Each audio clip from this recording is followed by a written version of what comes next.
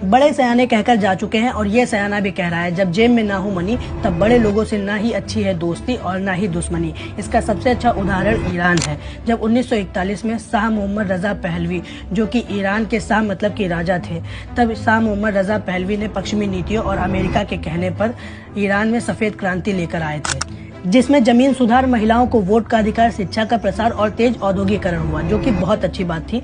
तब अमेरिका का भी बहुत अच्छा सपोर्ट था। ईरान भी काफी आधुनिक और पश्चिमी बन गया था। महिलाएं स्कर्ट पहनती थी, शराब और नाइट क्लब चलते थे। ब्रिटेन और अमेरिका के साथ गहरे संबंध भी थे। जैसे अभी हमारे महामानव संप्रभुता की हत्या कर देश को चला रहे हैं, ट्रम्प के कहने पर वॉर रोक देते हैं, नोटबंदी कर देते हैं, यहाँ तक कि नाचने को कहते हैं तो नाच भी देते हैं। बिल्कुल जैसे भी भारतीयों को महसूस हो रहा है कि मोदी जी अमेरिका की कठपुतली हैं, वैसे ही उस समय में कई ईरानियों को भी लग रहा था कि शाह अमेरिका की कठपुतली है। जैसा कि ईरान में काफी मात्रा में इस्लामिक लोग थे, शाह के पश्चिमीकरण से इस्लामिक मूल्यों का काफी ह्रास हो रहा था।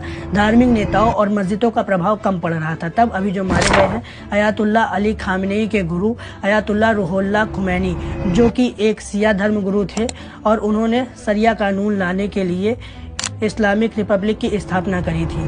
टेप्स, कैसेट और किताबों के जरिए शाह के खिलाफ लोगों को भड़काया और शाह को ईरान के शासन से निकाल फेंका।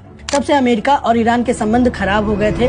तभी से पश्चिमी और अमेरिकी लोग अयातुल्लाह रूहुल्लाह खुमैनी को थियोक्रेटिक डिक्टेटर कहने लग गए थे, क्योंकि खुमैनी ने ऐसी शासन व्यवस्था ही बनाई थी जिसमें महिलाओं को हिजाब में रहना पड़ता था और लोगों को धार्मिक काम करने पड़ते थे। जो शाह के समय में छूट थी शराब पीने की, घूमने की, जो मन था वो करने की, अब खुमैनी के शासन में बंदिश में रहना पड़ता था। राजनीति में भी काफी बदलाव आए थे। धर्म और राज्य की सत्ता आपस में जुड़ी हुई मिलने लगी थी।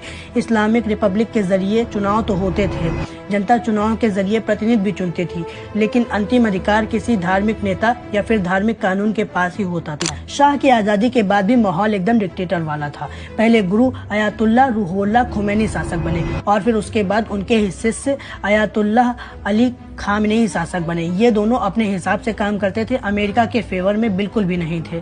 और अमेरिका केवल उसी डिक्टेटर को पसंद करता है जो अमेरिका के फेवर में हो, और जो अमेरिका के फेवर में नहीं होता है वो किसी न किसी से उनको खत्म कराने की कोशिश में लग जाता है। प्रमाण बगदादी, गद्दाफी और सद्दाम हुसैन है। अभी रुको, तेल अपना भी खत्म होने वाला है, अपने देश के भी उड़ने वाले चैन है।